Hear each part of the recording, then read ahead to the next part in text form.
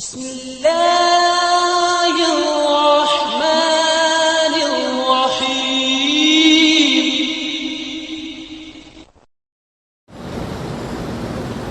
إن الحمد لله نحمده ونستعينه ونستغفره ونؤمن به ونتوكل عليه ونعوذ بالله من شرور أنفسنا ومن سيئات أعمالنا من يهده الله فلا مضل له ومن يضلله فلا هادي له وأشهد أن لا إله إلا الله وأشهد أن محمدًا عبده ورسوله صلی اللہ علیہ وعلى آلہ وأصحابہ اجمعین. اما بعد اعوذ باللہ من الشیطان الرجیم. بسم اللہ الرحمن الرحیم. یا ایہا الذین آمنوا اتقوا اللہ حق تقاتہ ولا تموتن الا وانتم مسلمون. یا ایہا الناس اتقوا ربکم الذی خلقکم من نفس واحدہ وخلق منها زوجها وبث منہما رجالا کثیرا ونساء واتقوا اللہ الذی تساءلون به والارحام ان اللہ کان علیکم رقیبا. یا ایہا الذین آمنوا اتقوا اللہ وقولوا قولا سديدا يصلح لكم أعمالكم ويغفر لكم ذنوبكم ومن يطع الله ورسوله فقد فاز فوزا عظيما. وقد قال الله تبارك وتعالى شهد الله أنه لا إله إلا هو والملائكة وأولو العلم قائما بالقسط لا الہ الا هو العزیز الحکیم. تمام تعریفیں اس ذات وحدہ لا شریک کے لیے لائق و زیبا ہیں جو ساری کائنات کا پالنہار ہے، جو رحمان ہے، رحیم ہے، کریم ہے، غفور ہے، غفار ہے، ستار ہے، قہار ہے،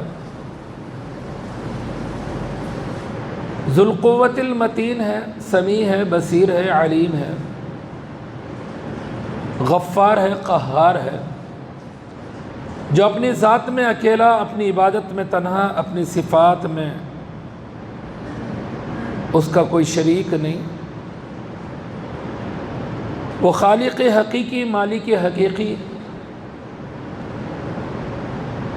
ہر شے کی ملکیت اسی کے ہاتھ میں ہے. مدبر الامر ہے، وہی داتا، وہی گنج بخش،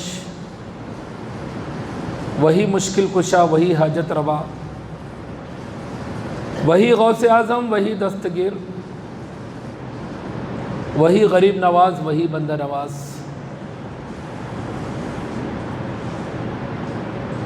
بے شمار درود و سلام ہو نبی مکرم و محترم پر، جنہیں اللہ رب العزت نے تمام جن و انس کے لیے ہادی و رہنما بنا کر مبعوث فرمایا، جو اللہ کے بندے، اس کے رسول ہیں، آخری نبی ہے. آپ کے لیے ساری کائنات پیدا نہیں کی گئی، بلکہ کائنات کی پیدائش اپنی جگہ اور نبی صلی اللہ علیہ وسلم کو اپنی جگہ پیدا کیا گیا ہے.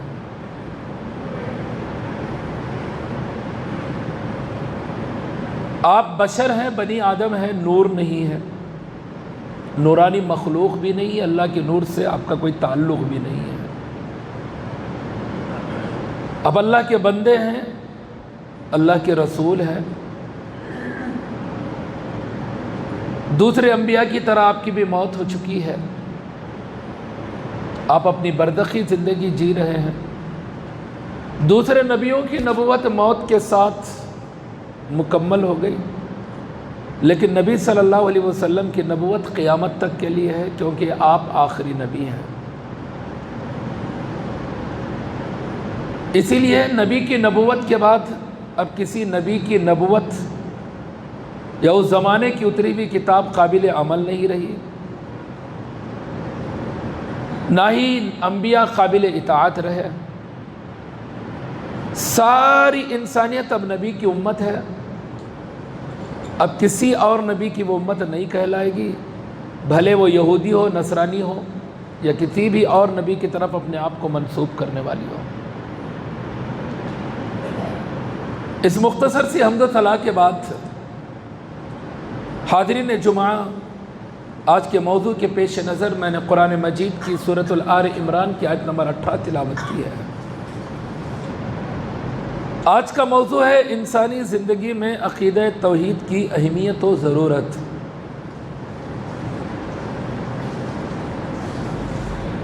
ایک عام لفظوں میں سمجھیں، انسانی زندگی کے لیے جس کو جسمانی زندگی کہا جائے گا، اس زندگی میں سر کو جو حیثیت اس کے جسم میں حاصل ہے، سر کو جو حیثیت اس کے جسم میں حاصل ہے، وہی حیثیت انسانی زندگی جو وہ عمل کے لیے بھیجا گیا ہے، آخرت میں بدلے کے لیے بھیجا گیا ہے۔ عقیدہ توحید کی اہمیت، عقیدہ توحید کی ضرورت، عقیدہ توحید کا مقام وہی ہے۔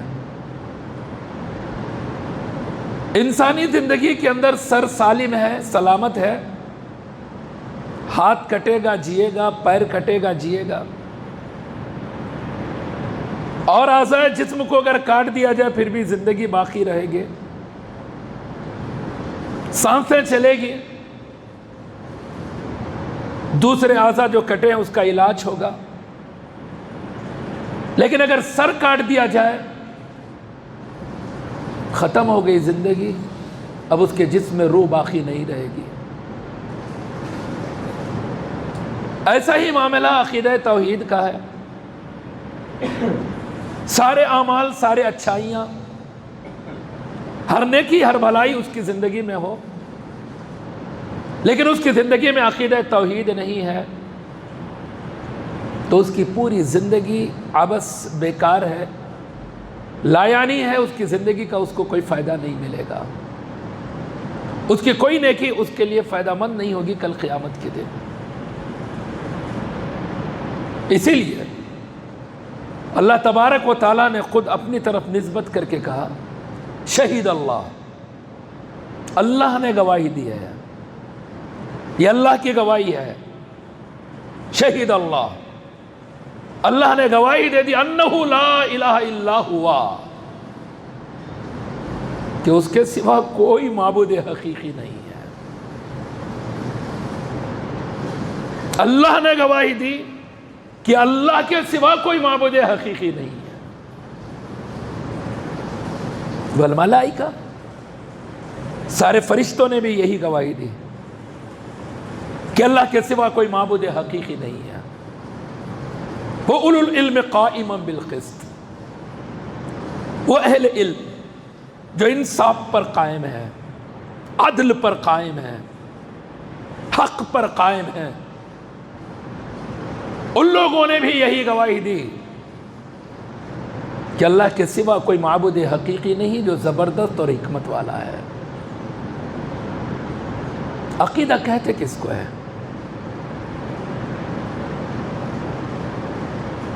عقیدہ کہتے ہیں گرہ، بندھن،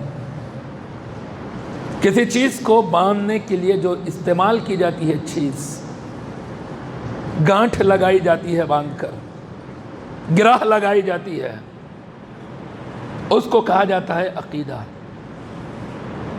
جس کو باندھ لیا جائے، مضبوطی سے رکھ لیا جائے، اور جب کوئی چیز باندھ کر سل کر دی جاتی ہے تو اب نہ اس میں سے کوئی چیز نکالی جا سکتی ہے اور نہ ہی کوئی چیز داخل کی جا سکتی ہے۔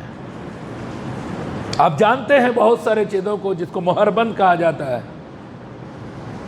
کوئی چیز ڈال کر، لفافے کو ڈال کر پیک کر دیا جاتا ہے، مہر لگا دیا جاتا ہے۔ کہیں پر ارے اس کے گھر کو سیل کر دیا گیا، لاک ڈال کر لاک کے اوپر ایک پٹی مار کر سیل مار دیا جاتا ہے کہ اب یہ گھر کھلے گا نہیں۔ اس کو کہا جاتا ہے عقیدہ۔ اس بندھن کو، اس باندھ کو، اس گانٹھ کو۔ عقیدہ توحید، توحید اس کا مصدر ہے وحد، وحدہ، وحید، تنہا، یکتا، اکیلا۔ عقیدہ توحید، آدمی اس بات کو گانٹھ لے، اس بات کو باندھ لے کہ وہ اللہ یکتا ہے، اکیلا ہے، تنہا ہے، ذات میں، عبادت میں، صفات میں، اس میں اس کا کوئی شریک نہیں ہے۔ اہمیت کتنی ہے اس کی؟ اگر اہمیت کا اندازہ کرنا ہو تو اس دنیا کی زندگی میں اگر کسی انسان کی اہمیت ہے، اس کی جان، اس کے مال اگر محفوظ ہے، اگر وہ یہ زندگی کے اندر امن و امان کے ساتھ رہنا چاہتا ہے، تو پھر اس عقیدے کو ماننا ضروری ہوگا۔ عبداللہ ابن عمر رضی اللہ عنہ حدیث کے راوی ہے، ان عبداللہ ابن عمر رضی اللہ عنہ قال قال رسول اللہ صلی اللہ علیہ وسلم امرت ان اقاتل الناس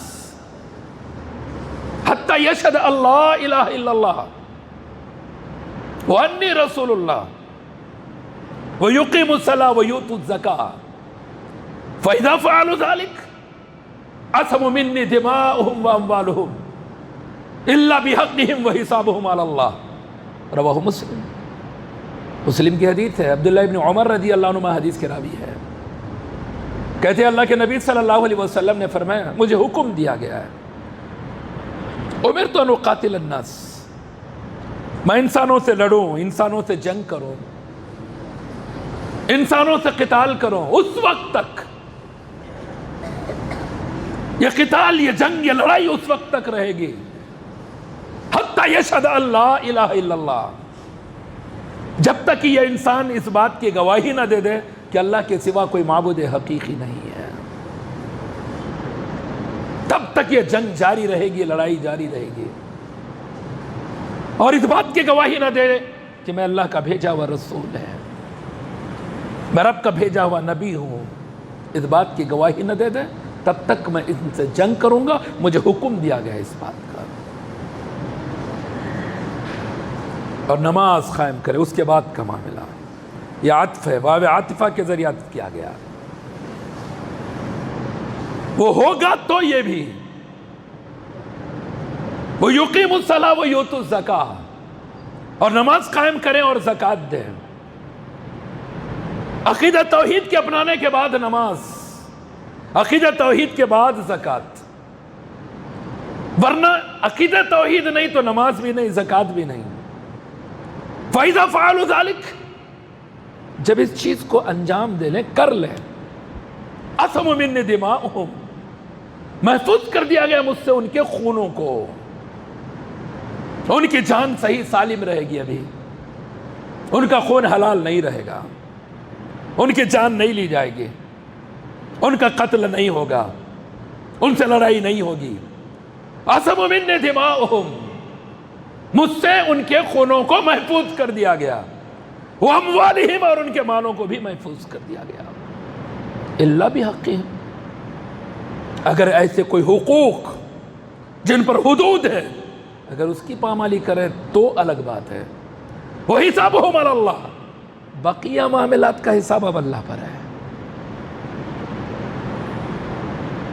چاہے تو اللہ تبارک و تعالیٰ اس کی گرفت کرے، چاہے تو اللہ تبارک و تعالیٰ معاف کر دے۔ اب میں نے لڑوں گا، اب ان کی جانیں نہیں لوں گا۔ کوئی آدمی بڑی سی بڑی معصیت کے اندر مرتکب ہے، بڑی سی بڑی معصیت کا مرتکب ہے، بڑے سے بڑے گناہ میں، تو بھی اس کی جان نہیں لوں گا میں، اس کا حساب دنیا میں نہیں لیا جائے گا، سوائے ان اعمال کے، ان گناہوں کے جن کے اوپر حدود ہے، الا بحقہم، جن کے حدود نہیں ہے، جن گناہوں پر کوئی حد نہیں ہے، انسان کا اختیار نہیں ہے کہ اس کا حساب دنیا کے اندر لے، حسابہم علی اللہ، اللہ لے گا حساب۔ یہی وجہ ہے اسامہ ابن زید رضی اللہ عنہ حدیث کے راوی ہے، مسلم کی ہی حدیث ہے ان اسامہ بن زید رضی اللہ عنہ قال بعثنا رسول اللہ صلی اللہ علیہ وسلم فی سریۃ فسبحنا الہرقات من جہینہ فأدركت رجلا قال لا الہ الا اللہ فطعنته فوقع في نفسي من ذلك فذكرته للنبي صلى الله عليه وسلم فقال رسول الله صلى الله عليه وسلم اقال لا الہ الا اللہ وقتلته قلت یا رسول اللہ انما قالها خوفا من الصلاة فقال رسول الله صلى الله عليه وسلم افلا شققت عن قلبه حتى تعلم اقال ام لا فما زال يكررها علي حتى تمنيت اني اسلمت يومئذ رواه مسلم. یہ بھی مسلم کی حدیث ہے. اسامہ ابن زید رضی اللہ عنہ کہتے ہیں کہ ایک دفعہ مجھے ایک سریہ میں بھیجا گیا. اللہ کے نبی نے ہمیں بھیجا. سریہ کہتے ہیں ایسے لشکر کو جس میں اللہ کے نبی صلی اللہ علیہ وسلم بنفس نفیس شریک نہ ہو. جیش اسی طرح سے جس کو لشکر بولا جاتا ہے. اس جیش میں کبھی ایسا بھی ہوتا ہے کہ اللہ کے نبی صلی اللہ علیہ وسلم شریک ہو. جیسے جیش اسامہ نبی صلی اللہ علیہ وسلم کی وفات سے قبل اللہ کے نبی نے ریڈی تو کیا رومیوں کے خلاف. ممکن تھا کہ اللہ کے نبی صلی اللہ علیہ وسلم شریک ہو.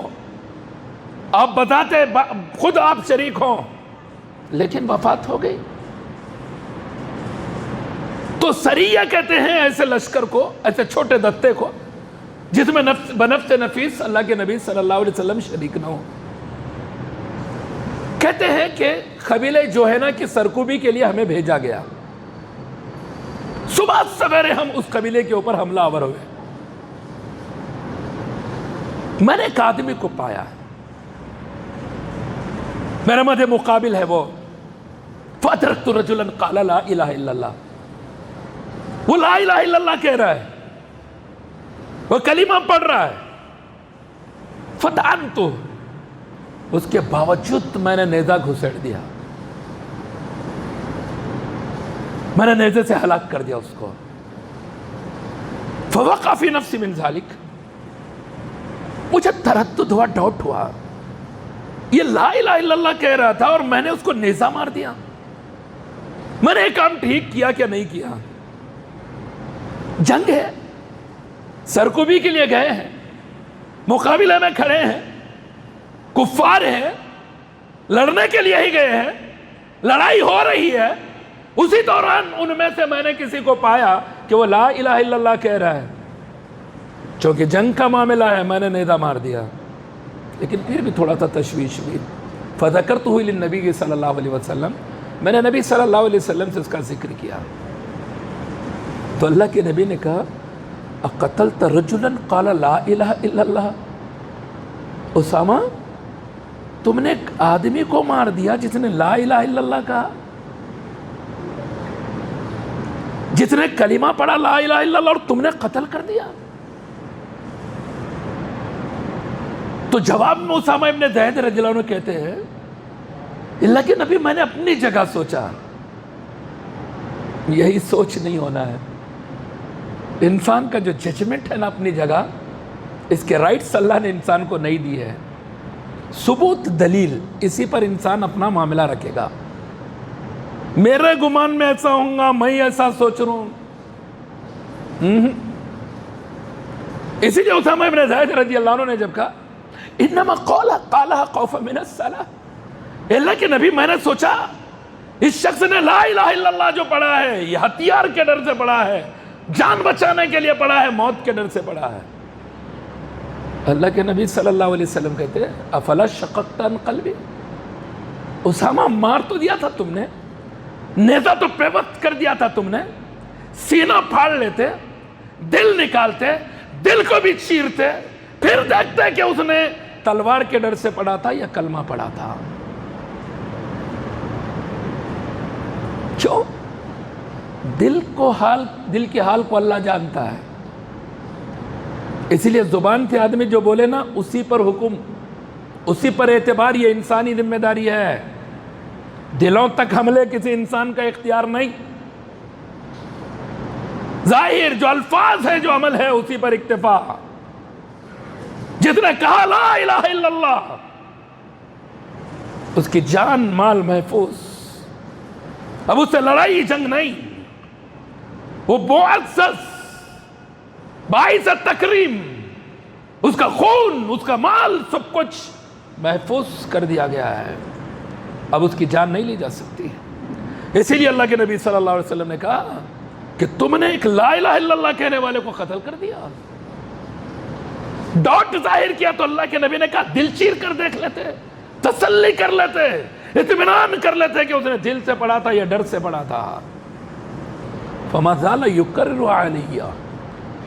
اسامہ ابن زید رضی اللہ عنہ کہتے ہیں اللہ کے نبی صلی اللہ علیہ وسلم نے مسلسل اسی جملے کو مجھ پر دہراتے رہے. افلا شققت عن قلبی، افلا شققت عن قلبی، افلا شققت عن قلبی. اللہ کے نبی صلی اللہ علیہ وسلم بار بار اسی کی تکرار کر رہے، تم نے اس کے سینے کو کیوں نہیں چیر دیا، اس کے دل کو کیوں نہیں پھاڑ لیا. اسامہ ابن زید رضی اللہ عنہ کہتے ہیں میں نے تکرار اتنی دفعہ سنی حتی تمنیت انی اسلمت یومئذ. کاش اس سریے کے بھیجاتے وقت میں مسلمان ہی نہ ہوتا، میں اسلام ہی قبول کیا ہوا نہ ہوتا، نہ مسلمان ہوتا، نہ اس سریے میں جاتا، نہ اس سریے میں جاتا میرے سے اس آدمی کا قتل ہوتا. آج میں مسلمان ہوتا تو ٹھیک ہوتا. حتی تمنیت انی اسلمت یومئذ، میں نے تمنا کی، آرزو کی کاش کہ میں آج مسلمان ہو جاتا. لیکن یہ قتل خطا ہے، غلطی سے ہوا ہے معاملہ، جان بوجھ کر کا معاملہ نہیں، اس لیے خون معاف. قتل عمد کا معاملہ الگ ہے. میرے دوستو، اتنی بڑی اہمیت ہے انسانی زندگی میں عقیدہ توحید کی. ہے تو زندگی ہے، ورنہ اس کی موت.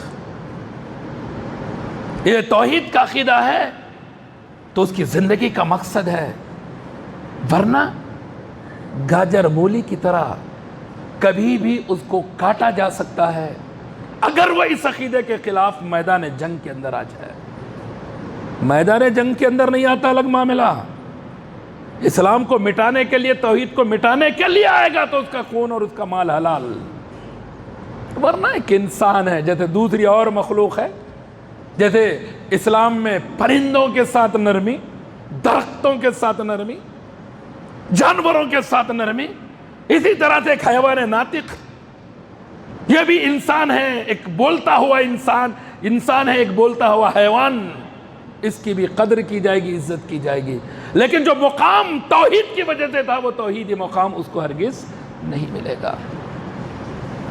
عقیدہ توحید کی اہمیت اتنی بڑی ہے کہ اللہ تبارک و تعالیٰ نے کسی بھی بنی آدم کو کافر نہیں پیدا کیا ہے. کسی بھی بنی آدم کو کفر کرنے والا، کافر بنا کر نہیں پیدا کیا ہے. جتنے بنی آدم پیدا ہوئے ہیں سارے کے سارے مسلمان ہی پیدا ہوئے ہیں، سارے کے سارے مومن ہی پیدا ہوئے ہیں. ایک بھی بنی آدم آج تک اس زمین پر کفر لے کر نہیں پیدا ہوا ہے. دلیل ملاحظہ ہو.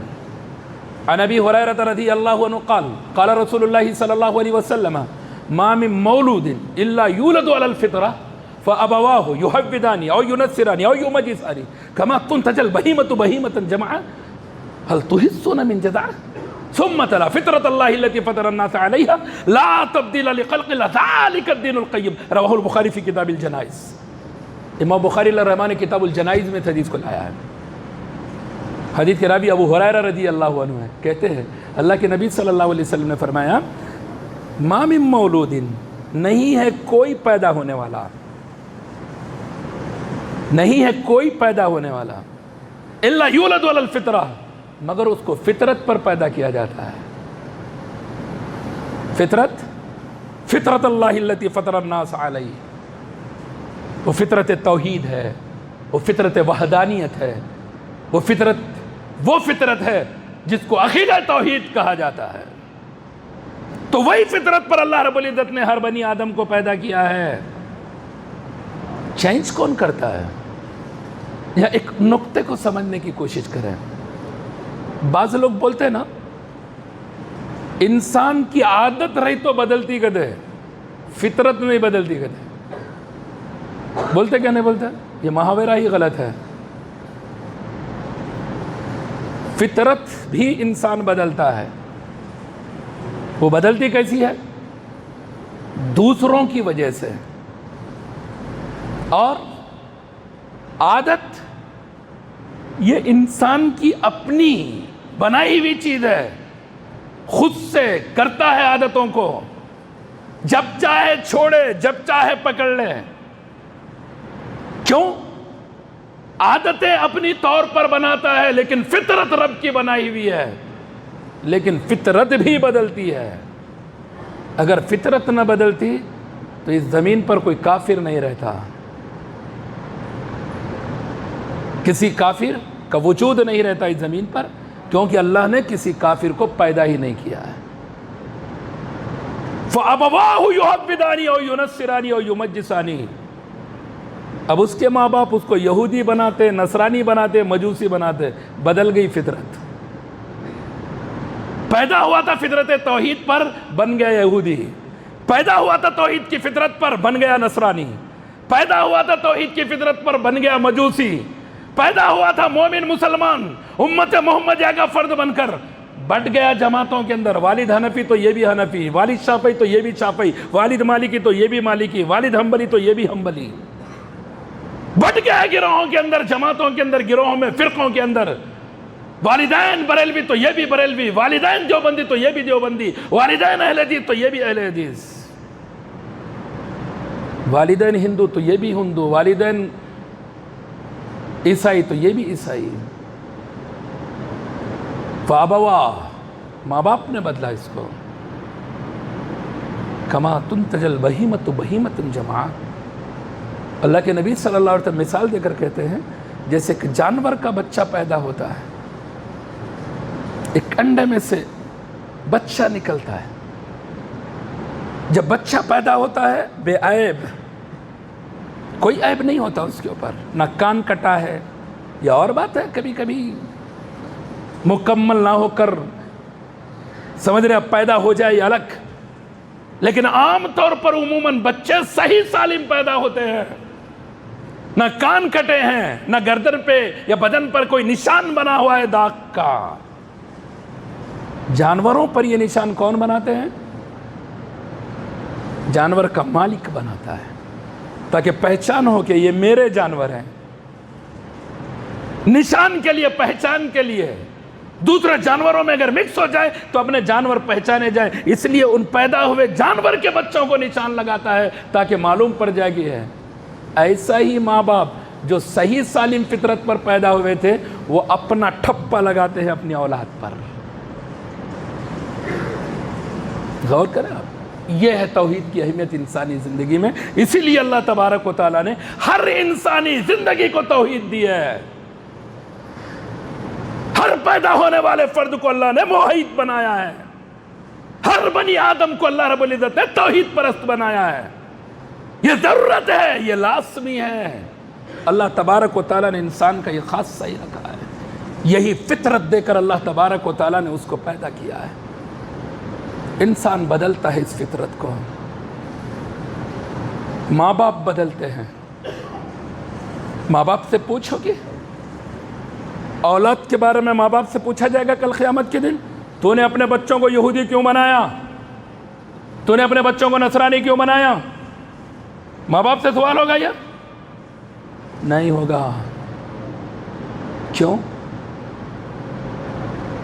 عقل شعور کے بعد ہر انسان کو مکلف بنایا گیا ہے کہ وہ اللہ کی دیے ہوئے دلائل براہین پر غور کرے اور اللہ کی وحدانیت کو پہچان لے۔ عقل سلیم رب نے جو عطا کی ہے، اس عقل کا استعمال کر کے ایک اللہ کی توحید کو پہچان لے۔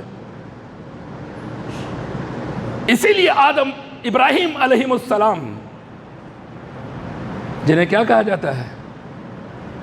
امام الموحدین کہا جاتا ہے، سارے توحید پرست کے امام۔ ابراہیم علیہ السلام نے اپنی فطرت کو نہیں بدلا، والدین نے کوشش کی تب بھی نہیں بدلا، شعور کی عمر کو پہنچے تو اپنے آپ سے اللہ کی وحدانیت کو پہچان لیے، معاشرے میں ہونے والے شرک کو دیکھا، اپنے آپ کو بری کر دیا کہ اس شرک سے میرا کوئی تعلق نہیں ہے۔ یہ عقیدہ توحید زمین میں جینے کے لیے ضروری ہے، امن اور امان کے ساتھ، سکھ اور چین کے ساتھ۔ اسی لیے اللہ تبارک و تعالیٰ فرماتا ہے جو لوگ ایمان لے آئے وَلَمْ يَلْبَسُوا إِيمَانُهُمْ بِظُلْمٍ، اور ان کا ایمان ظلم سے نہیں ملا، مطلب شرک سے نہیں ملا، اولئک لہم الامن، یہی وہ لوگ ہیں جن کے لیے امن ہے، شانتی ہے، سکھ ہے، چین ہے، وہم مہتدون، اور یہ لوگ ہدایت یافتہ ہے۔ اور اسی امن کو برقرار رکھنے کے لیے تاکہ یہ امن سے بھری رہے زمین، اس زمین کا امن خراب نہ ہو، اس زمین پر فساد نہ ہو، اس زمین پر قتل نہ ہو، اس زمین پر انسان کے خون نہ بہائے جائے، کسی کے خون کو حلال نہ کیا جائے، اللہ تبارک و تعالیٰ نے انبیاء کے ایک نئے لمبے سلسلے کو جاری رکھا۔ وَلَقَدْ بَعَثْنَا فِي كُلِّ أُمَّةٍ رَسُولًا أَنِ اعْبُدُوا اللَّهَ وَاجْتَنِبُوا الطَّاغُوتَ، ہم نے ہر امت میں نبی بھیجا، ہر قوم میں ہم نے نبی بھیجا، ان اعبدوا اللہ، یہ پیغام دے کر کہ ان امتیوں کو دعوت دو کہ ایک اللہ کی عبادت ہوگی اور طاغوت سے بچا جائے گا۔ اصل عبادت کیا ہے؟ اصل عبادت، مین عبادت کیا ہے؟ عبادت توحید ہے۔ کون سی عبادت ہے وہ عبادت توحید؟ اصل عبادت تصدیق بالقلب، اقرار باللسان، عمل بالجوارح، اللہ کی وحدانیت کا دل سے یقین کرنا، زبان سے اقرار کرنا اور عملی طور پر اس توحید کو باقی رکھنا، یہ ہے اصل عبادت۔ یہ عبادت اگر کسی زندگی کے اندر نہیں ہے تو بقیہ عبادتوں کا کوئی اعتبار نہیں، وہ عبادت قابل قبول بھی نہیں ہے۔ اسی عبادت کی تبلیغ کے لیے ہر نبی کو بھیجا گیا، جس کے بارے میں اللہ نے کہا ان اعبدوا اللہ واجتنبوا الطاغوت، ہم نے نبی کو بھیجا ہر قوم میں یہ پیغام دے کر کے ایک اللہ کی عبادت کا حکم دو اور طاغوت سے انہیں بچاؤ۔ اسی لیے ایک اور آیت کریمہ میں اللہ کہتا ہے فَمَن يَكْفُرْ بِالطَّاغُوتِ وَيُؤْمِن بِاللَّهِ فَقَدِ اسْتَمْسَكَ بِالْعُرْوَةِ الْوُثْقَىٰ لَا انفِصَامَ لَهَا۔ اللہ تبارک و تعالیٰ کہتا ہے جس نے طاغوت کا انکار کر دیا، وَيُؤْمِن بِاللَّهِ، اور اللہ پر ایمان لے آئے۔ کون؟ جس نے اپنی فطرت کو بدل دیا تھا، جو فطرت پر ہے وہ طاغوت کو مانا ہی نہیں تو انکار کی ضرورت ہی نہیں ہے، کیونکہ وہ شروع سے پیدائشی طور پر موحد ہے اور اس نے کبھی بھی طاغوت کا اقرار ہی نہیں کیا، اس لیے اس کو طاغوت کے انکار کی ضرورت نہیں۔ لیکن جو ایمان چھوڑ کر فطرت بدل کر جس نے کفر اختیار کیا تھا، اب اس کے لیے ضروری ہے پھر سے اپنی فطرت پر آنے کے لیے، پھر سے توحید کے عقیدے پر آنے کے لیے طاغوت کا انکار کر دے۔ فَمَن يَكْفُرْ بِالطَّاغُوتِ، اسی لیے پہلے طاغوت کا تذکرہ ہوا۔ اسی لیے جو بھی بندہ طاغوت سے نکل کر، عبادت طاغوت سے نکل کر عبادت اللہ، عبادت اللہ یا عبادت اللہ کی طرف لوٹتا ہے تو سب سے پہلے اس کو کیا کرنا پڑتا ہے؟ طاغوت کا انکار کرنا پڑتا ہے۔ لا الہ الا اللہ، لا الہ، اس کا اقرار کرنا پڑتا ہے کہ میں کسی بھی معبود باطل کو نہیں مانتا، میں نے انکار کر دیا ہے سارے معبودان باطل کا۔ پھر اس کے بعد اقرار کرنا ہوتا ہے الا اللہ، اب اگر میں کسی کو معبود مانتا ہوں حقیقی طور پر وہ اللہ ہے۔ فَمَن يَكْفُرْ بِالطَّاغُوتِ وَيُؤْمِن بِاللَّهِ، جس نے طاغوت کا انکار کیا اور اللہ پر ایمان لایا، فَقَدِ اسْتَمْسَكَ بِالْعُرْوَةِ الْوُثْقَىٰ، یہ ہے عروہ وثقیٰ، مضبوط دستہ، مضبوط لاٹھی، مضبوط ذریعہ، مضبوط معاملہ، جو اس کو ہر قدم پر، ہر مقام پر محفوظ رکھے گا، عذاب سے بچائے گا، رب کی گرفت سے بچائے گا، دنیا میں امن دے گا، قبر میں سلامتی دے گا، میدان محشر کے اندر سکون میں رہے گا، پل صراط پر سکون سے جائے گا، اور حساب کے وقت بھی سکون میں رہے گا، یہاں تک کہ امن و امان کے ساتھ وہ جنت میں چلا جائے گا۔ اس دستے کو پکڑنا ہے، یہی عقیدہ توحید ہے۔ اسی لیے اللہ کے نبی صلی اللہ علیہ وسلم نے ایک حدیث کے اندر، جیسے گنہگاروں کو دیکھتے تو ایک قسم کی نفرت ہوتی ہے، نہیں کیا آدمی ہے رے بھائی، اتنا بڑا گنہگار،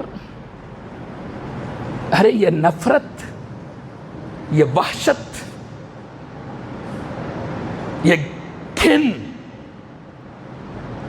یہ ناراضگی، یہ دوری اگر کسی گنہگار سے کرنا ہے تو وہ صرف کافر اور مشرک ہے، اس سے ہٹ کر نہیں۔ کیوں؟ ارے اس سے ہٹ کر ہر گناہ رب معاف کرنے کا وعدہ کیا ہے، اس وجہ سے ایسے گناہ سے کئی کی نفرت۔ ابو ذر رضی اللہ عنہ کی حدیث اگر ذہن میں ہوگی، تھوڑا اشارہ دے دیتا ہوں۔ اللہ کے نبی صلی اللہ علیہ وسلم کے پاس آئے، آپ سوئے ہوئے، سفید چادر اوڑے ہوئے ہیں، سوئے ہیں کہہ کر واپس چلے گئے، پھر کچھ دیر کے بعد آتے ہیں، دیکھا کہ آپ پھر سوئے ہوئے ہیں، پھر لوٹتے ہیں، پھر آتے ہیں، دیکھتے ہیں کہ اللہ کے نبی صلی اللہ علیہ وسلم جاگ چکے ہیں اور کہہ رہے ہیں ما من عبد یشہد اللہ الہ الا اللہ وانی رسول اللہ دخل الجنہ قلت وان زنا وان سرق۔ اللہ کے نبی صلی اللہ علیہ وسلم اٹھ کر کہہ رہے ہیں نہیں ہے کوئی بندہ جو اس بات کی گواہی دے دیتا ہے کہ اللہ کے سوا کوئی معبود حقیقی نہیں، اس بات کی گواہی دیتا ہے کہ میں اللہ کا رسول ہوں، جنت میں چلا گیا۔ جب میں نے یہ جملہ سنا میں نے کہا وَإِن زَنَا وَإِن سَرَقَا، اللہ کے نبی اگر وہ زناکاری کرتا ہے، اس نے زنا کیا ہے، چوری کی ہے، کیا پھر بھی جنت میں جائے گا؟ اللہ کے نبی صلی اللہ علیہ وسلم نے کہا وَإِن زَنَا وَإِن سَرَقَا، اگرچہ کہ اس نے زنا کیا ہے، اگرچہ کہ چوری کی ہے۔ پھر میں نے کہا فَقُلْتُ فَإِن زَنَا وَإِن سَرَقَا، اگر وہ زنا کیا، چوری کیا۔ اللہ کے نبی صلی اللہ علیہ وسلم نے فرمایا وَإِن رَغِمَ أَنْفُ أَبُو ذَرٍ، گرچہ ابو ذر کی ناک خاک آلود ہو جائے، مسئلہ یہی ہے اگر وہ توحید کے عقیدے کو مانتا ہے، اس کے بعد زنا جیسا جرم بھی اس سے ہو گیا ہے، جنتی ہوگا وہ۔ فخرج ابو ذر وهو يقول وَإِن رَغِمَ أَنْفُ أَبِي ذَرٍ۔ اسی قسم کی ایک حدیث امام ترمذی علیہ الرحمہ نے کتاب الایمان میں لایا ہے، روایت کے راوی عبداللہ ابن عامر ابن عاص رضی اللہ عنہما عن عبداللہ ابن عامر ابن العاص رضی اللہ عنہما قال قال رسول اللہ صلی اللہ علیہ وسلم انه سيقلص رجلا يوم القيامة على رؤوس القلائق فتنشر عليه 99 سجلا كل سجل مثل مد البصر فيقال أتنكر من هذا شيئا أسلمك كتبت الحافظون فيقول لا يا ربي فيقال أفلك عذر فيقول لا يا ربي فيقال إنك لا تظلم وإن لك عندنا حسنة فتخرج بطاقة فيها أشهد أن لا إله إلا الله وأن محمدا عبده ورسوله فيقال أهدر وطنك وإنك لا تسلم فيقول ما هذه البطاقة مع هذه السجلات فيقال إنك لا تسلم قال رسول الله صلى الله عليه وسلم فتوضع البطاقة في كفة والسجلات في كفة فطاشت السجلات وثقلت البطاقة ولا يثقل مع اسم الله شيء رواه الترمذي في كتاب الإيمان۔ یہ ہے میرے دوستو توحید جو کل قیامت کے دن اس کو فائدہ دے گی، اور اس سے پہلے زندگی کا تو معاملہ جو زمین پر ہے، زمین کے اندر والی زندگی جس کو برزخی زندگی کہا جاتا ہے، اللہ تبارک و تعالیٰ جس کے بارے میں کہتا ہے یثبت اللہ الذین آمنوا بالقول الثابت فی الحیات الدنیا والآخرہ، قول ثابت لا الہ الا اللہ، یہ قول لا الہ الا اللہ قول ثابت ہے، یہ ثابت قدمی دیتا ہے انسان کو اس دنیاوی زندگی کے اندر اور اخروی زندگی کے اندر۔ آخرت کا پہلا مرحلہ خبر، اللہ تبارک و تعالیٰ وہاں پر بھی ثابت قدم رکھتا ہے۔ الگ الگ احادیث میں الگ الگ تذکرہ ہے۔ جب لوگ میت کو دفنا دیتے ہیں، دفنا کر واپس پلٹتے ہیں، اللہ کے نبی کہتے ہیں وہ قدموں کی آہٹ کو بھی سن لیتا ہے کہ مجھے دفنا کر جا رہے ہیں میرے لوگ۔ وہ جاتے ہیں، فرشتے اندر آتے ہیں۔ کون؟ منکر نکیر، دو فرشتے اندر آتے ہیں۔ ہم تو زبردست مٹی بھی نہیں گرنا، ڈھیلا بھی نہیں گرنا بول کو بٹھے تھے، سلا دیے تھے ہم، فیوجلی ثانی اٹھا دیتے ہیں، اس کو بٹھا دیتے ہیں، خبر ہلتی بھی نہیں لیکن بیٹھ رہا ہے وہ۔ ہمیں نہیں معلوم ہوتا یہ ظاہری زندگی نہیں ہے، برزخی زندگی ہے۔ ہمارے جاتے ہی دو فرشتے آتے ہیں، اٹھا کر بٹھا دیتے ہیں، پوچھتے ہیں من ربک، پوچھتے ہیں ما دینک، پوچھتے ہیں من نبیک۔ جو پابند تھا وہ بولتا ذرا نماز کا ٹائم اور آپ مجھے نماز پڑھنے دو پہلے۔ الگ الگ جگہ الگ الفاظ۔ فرشتے بولتے نماز بعد میں پڑھ لے، پہلے سوالات کا جواب دے۔ پھر بولے گا کہ رکو رکو مجھے نماز پڑھنے دو، پھر سوال کرنا۔ لیکن فرشتے بولتے نہیں، نماز بعد میں، پہلے سوال کے جواب۔ ایسے سکون میں رہے گا جو عقیدہ توحید پہ مرا اور پابند تھا زندگی کے اندر۔ من ربک ما دینک من نبیک، ان سوالات کے جوابات میں جو ثابت قدمی دینے والا کلمہ ہے وہ کلمہ لا الہ الا اللہ ہے۔ جو اس کلمے کو پڑھا، اس کلمے کے تقاضے کو پورا کرا، اطمینان کے ساتھ جوابات دے گا۔ جو نہیں پڑھا ہا لا ادری، جو جان کر نہیں پڑھا، لوگ بولتے تھے میں لوگوں سے سنا کرتا تھا۔ اسی لیے میرے دوستو اس قول ثابت کو علم کی روشنی میں، سنا سنی نہیں، دیکھا دیکھی نہیں، فَعَلَمَ أَنَّهُ لَا إِلَهَ إِلَّا اللَّهِ، حاصل کرو علم کو توحید کے، اس عقیدے کو مضبوطی کے ساتھ جانو۔ ہر جگہ انسانی ضرورت ہے یہ، جو اس کے سہارے سے کٹ گیا وہ بے یار، بے مددگار، اس کا کوئی پرسان حال نہیں، کل قیامت کے دن اس کو کسی کی سفارش بھی نہیں ملے گی۔ ایسے کفار مشرکین جو اللہ کی اس توحید کو نہیں مانتے، بغیر حساب کے جہنم میں داخل کر دیے جائیں گے۔ حساب تو گنہگاروں کا ہوگا۔ توحید ہے، ویلیبل انسان ہے، گناہ ہوئے تو کیا ہوا؟ چاہا تو اللہ ان اللہ لا یغفر و یشرک بہ و یغفر ما دون ذلک لمن یشاء، اس کے تحت رب جس سے چاہے سارے گناہوں کو معاف کر دے، جس کی زندگی میں شرک نہیں، کفر نہیں۔ لیکن جو کافر مرا، مشرک مرا، حساب ہی نہیں، اس کا سیدھا جہنم، اس سے کیا حساب؟ اس کی کوئی ویلیو ہی نہیں ہے، عزت ہی، اس کا ٹھکانہ جہنم ہے۔ اس لیے میرے دوستو اس عقیدے کو سمجھنے کی کوشش کریں، اس کی سخت ضرورت ہے ہر مرحلے میں۔ اسی لیے اللہ تبارک تعالیٰ نے ہر ایک کو موحد پیدا کیا ہے۔ بدلتے وہ ہیں، حالانکہ اللہ نے بدلے ہوئے کو بدلنے کے لیے، پھر سے فطرت پر لانے کے لیے کتابیں اتاری، انبیاء کو بھیجا، پھر بھی انکار کرتا ہے کتابوں کا، انبیاء کو انکار کرتا ہے، پھر فطرت کے خلاف عمل کرتا ہے، تو وہ خود اپنا ٹھکانہ جہنم بنانا چاہتا ہے۔ ورنہ اللہ تبارک و تعالیٰ نے ہر موقع پر اس بات کا معاملہ رکھا ہی ہے کہ بندہ میری بندگی سے باہر نہ نکلے، شرک اور کفر کی طرف نہ جائے، توحید پر پیدا میں نے کیا ہے، توحید پر اس کی موت آ جائے۔ اسی لیے نبی صلی اللہ علیہ وسلم کے ذریعے تلقین کر دی گئی کہ جب موت کے وقت کسی کی جان کنی کا عالم ہے تو لقنوا موتاکم بلا الہ الا اللہ، تب بھی لوگوں اس میت کے پاس بیٹھ کر کہو لا الہ الا اللہ، لا الہ الا اللہ محمد الرسول اللہ، اس کلمے کو پڑھو، شاید اس کی روح نکلنے سے پہلے اس کی زبان سے یہی کلمہ ادا ہو جائے۔ اس لیے اس کی ضرورت اور اہمیت کو سمجھے۔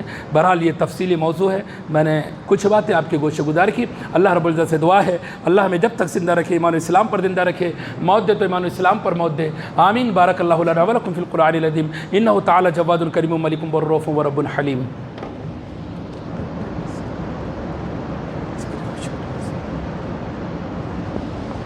ان الحمد للہ نحمده ونستعینه ونستغفره ونؤمن به ونتوکل علیہ ونعوذ بالله من شرور انفسنا ومن سیئات اعمالنا من يهده الله فلا مضل له ومن يضلله فلا هادي له وأشهد أن لا إله إلا الله وأشهد أن محمدا عبده ورسوله صلى الله عليه وعلى آله وأصحابه أجمعين. أما بعد، اللهم اغفر للمؤمنين والمؤمنات والمسلمين والمسلمات الأحياء منهم والأموات. اللهم أعز الإسلام والمسلمين واخذل الكفرة والمبتدعة والمشركين. اللهم انصر من نصر دين محمد صلى الله عليه وسلم واجعلنا منهم. اللهم انصر من خذل دين محمد صلى الله عليه وسلم ولا تجعلنا منهم. وآخر دعوانا الحمد لله رب العالمين.